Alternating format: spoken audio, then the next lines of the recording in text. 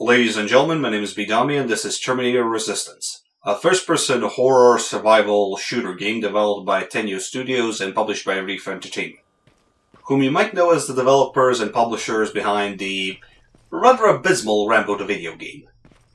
So you may imagine how surprised I was when I saw that they published another game. And this one was actually competent. The gameplay, the sound design, the visual presentation, the model quality, everything was top-notch. It honestly felt like this is a sequel to Terminator 2. And that's the interesting part of the game's story. It follows the events of the first two Terminator films and ignores the rest of the rather abysmal storyline that was created by the following films.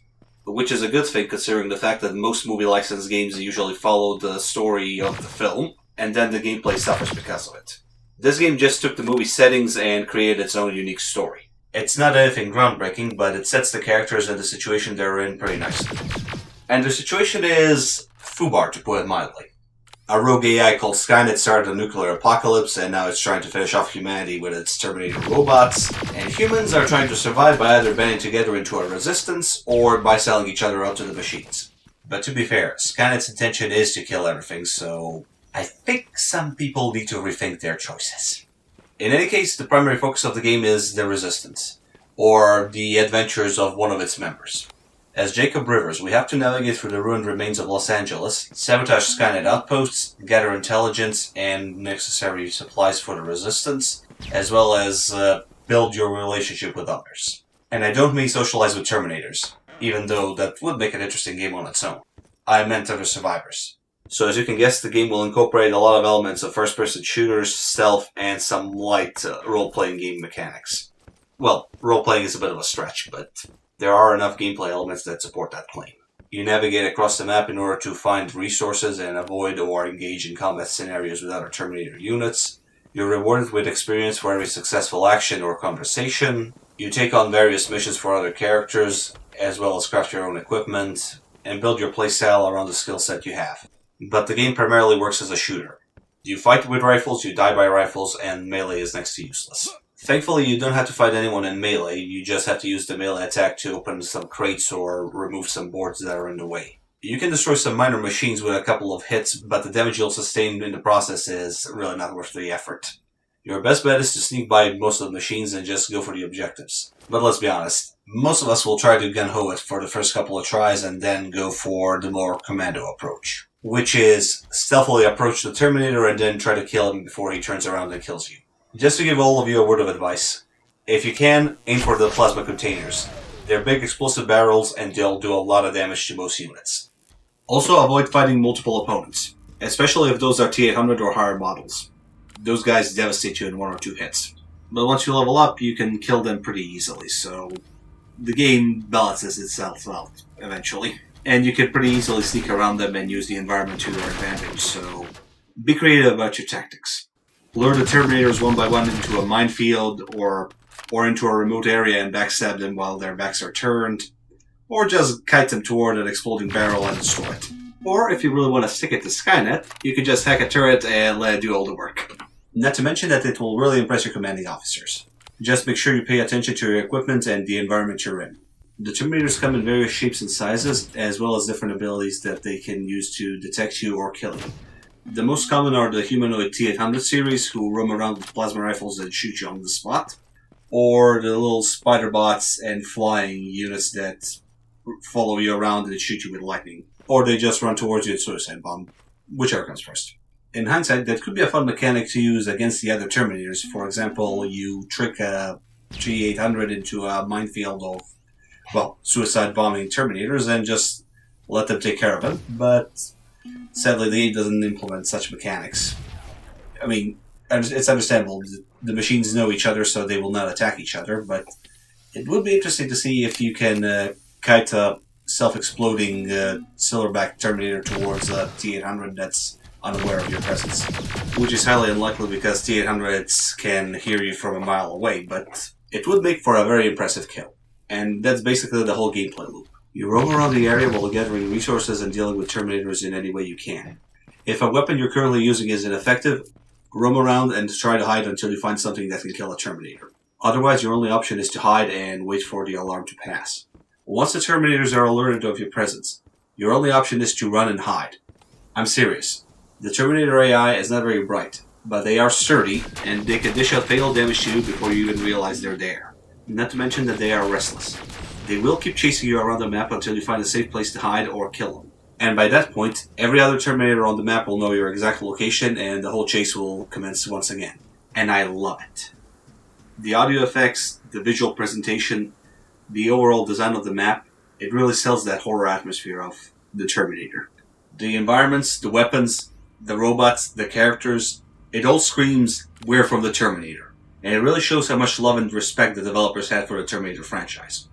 Granted, it's not the most photorealistic or cinematic looking game, but it utilizes Unreal 4's assets to the best of its abilities. The lights reflecting off of surfaces, the gunfire tracing, and laser effects as they fly through the air, and explosions, they all look perfect. And I really cannot help but overstate.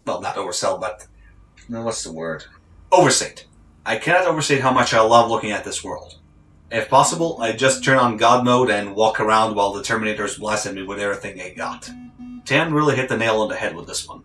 The Terminators are just, well, I won't say mindless, but they're just programmed to kill you. They're not trying to be flashy, they're trying to be effective. So just watching them do their thing is morbidly soothing, if that makes any sense. In a majority of first-person shooters, you usually get audio cues or animations that show that the enemies are reacting to your presence. They express anger or joy and go in for the kill. But with the Terminators, you get nothing. It's just walk around, find humans, kill humans, walk around, rinse and repeat. That's about it. And that's the beauty of it. There are no over-exaggerated animations. There is just pure efficiency. And before you say it, yes, I'm aware that their production budgets were probably limited, so they had little animations for them. But I think that's the game's strong suit here. These are machines. Cold, unfeeling, unwavering, uncaring machines. And the game's limited animation sells that idea to me. Not to mention that the audio effects accompanying those animations are also what sells the immersion. The cold, rhythmic, metallic clanging of footsteps ringing in the distance sells the idea that there is a Terminator hunting for me.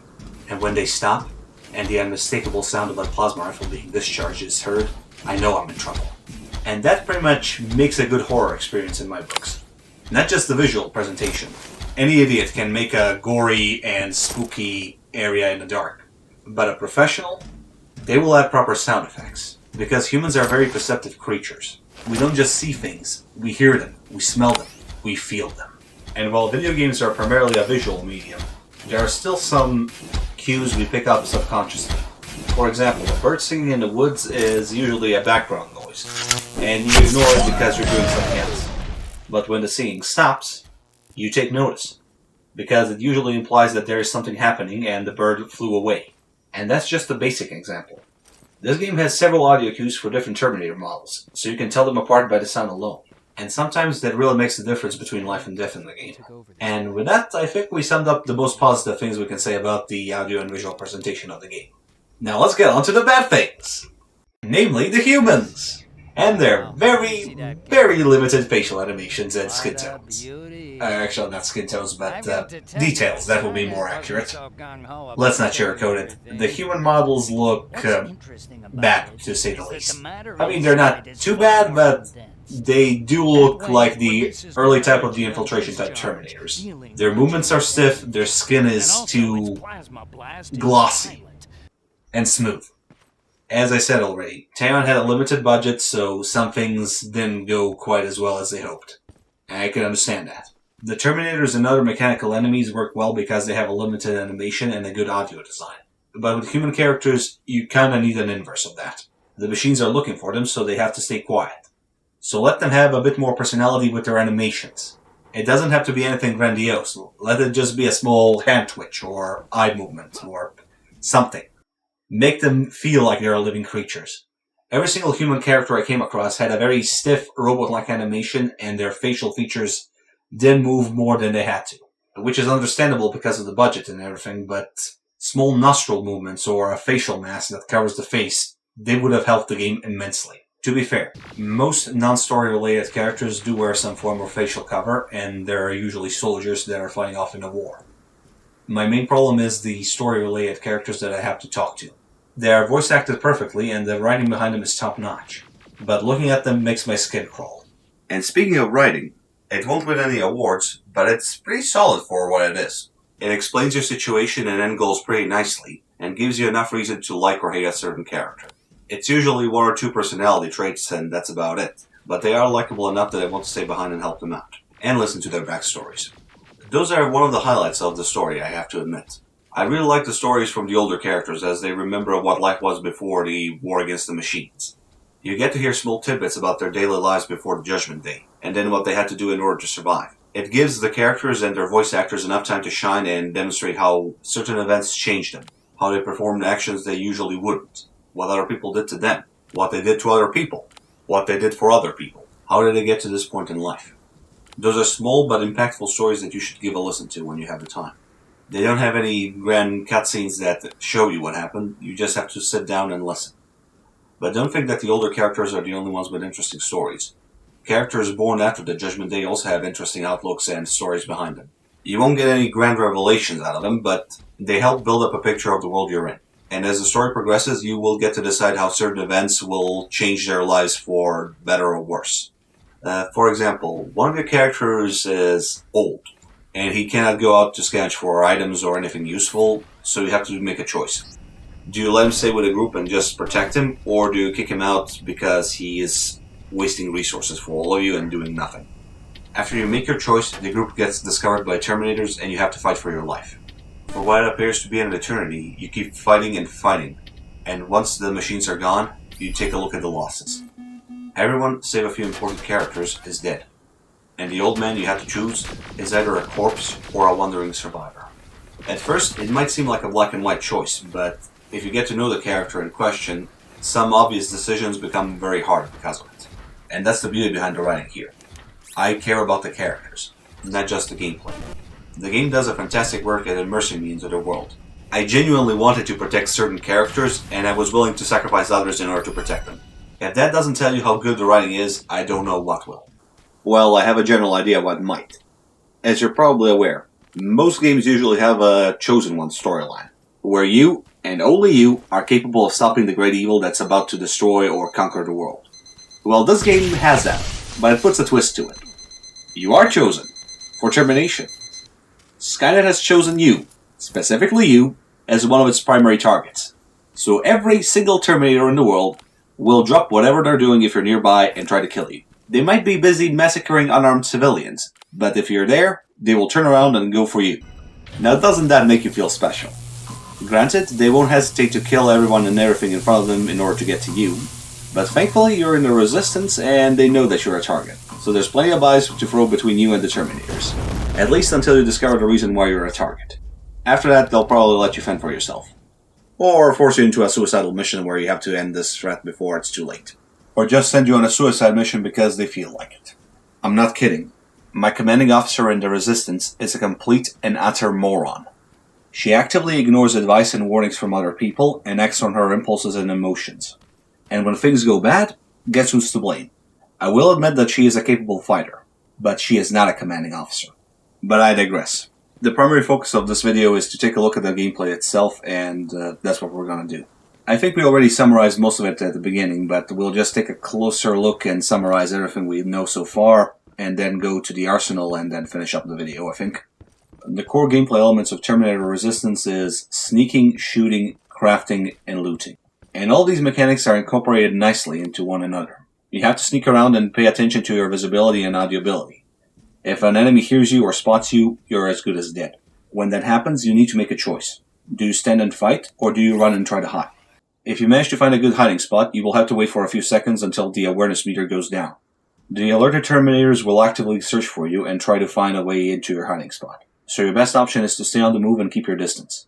If you can, place a few mines around the area and try to kite the Terminators towards them. They will not get killed by them, but they will lose their main weapons, so they will have to go into a melee fight with you. And at that point, your life becomes a little easier. Not because melee is overpowered in this game, it's garbage. It's because the Terminators are very slow when it comes to movement, so you can easily outrun them if they don't have any weapons to shoot you with. But if they catch you, it's an instant game over. The only reason you might want to get close to a Terminator is to take a photo of him with your special night vision goggles.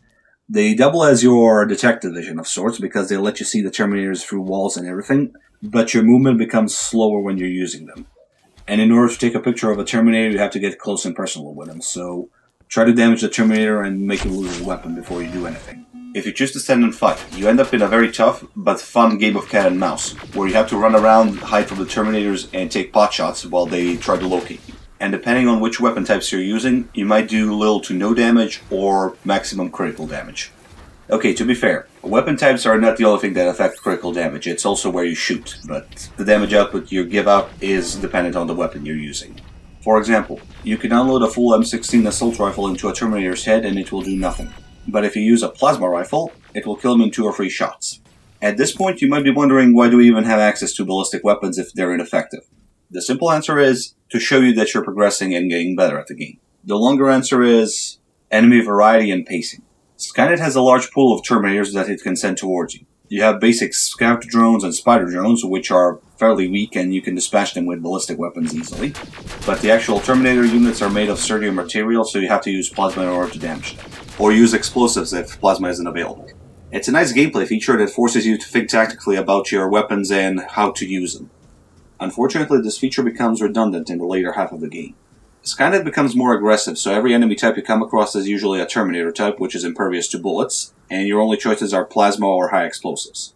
There is also the option of hacking nearby turrets to do the dirty work for you, but they're stationary, so you're forced to lure enemies towards them, which is not as painless as it sounds. Terminators have 2 ways of detecting you. The first is visual detection, and the second is noise. The smaller units usually work off of one of those 2 parameters, but the heavy hitters will work with a combination of those 2, which is good. The Terminators are meant to find and kill humans. So far, so good.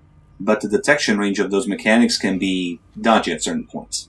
Unfortunately, I don't have a recording of it, but when I spawned into an area for a mission, I took a step forward and a full alert came on, and I got gunned down almost immediately. When I reloaded the mission, nothing like that happened, so I'm guessing that was a bug. But I did start noticing that the Terminators were reacting to me even though I was in stealth and wasn't moving. Occasionally, not all the time. Despite that, I still had some fun while stealthing around the Terminators, and I did have some intense moments when I was out of ammunition and I was just trying to find anything that can help me survive in the area. And this added to the horror element of the game that I mentioned already. You can fight the Terminators as much as you want, but if you go in guns blazing, you'll be the one getting killed. Unless you adapt to a survivor mentality and pick your fights carefully, the game will punish you for it. Sometimes you'll have to participate in full-scale warfare, but those are scripted events that never outstay their welcome. And they always give you an ample supply of healing items and ammunition, so you're never under-equipped for the mission. Not to mention they serve as a good area to test out your new weapons and gather additional experience. Which is somewhat redundant in my opinion, because this game is a competently made shooter. The RPG mechanics are unnecessary. As the story progresses, I get access to better weapons, but if my skill tree isn't high enough, I cannot use them. Same goes for lockpicking and hacking, which are minigames that get harder and harder as the story progresses. The skill tree doesn't make these minigames easier, it just allows me to play them, which I honestly find ridiculous. If I'm skilled enough, I should be able to finish off this minigame no matter the difficulty. It should show that I already progressed a lot since the beginning of the game, but that level up bar makes that progress inconsequential. Despite the questionable RPG mechanics and the occasional detection bug from the Terminators, I still had a good time while playing this game. Town did a fantastic job with the license, and I can't wait to see their next outing with the RoboCop franchise. It shows how much potential the franchise has when the dev team is given enough leeway and time to achieve their vision, especially when it comes to a different medium.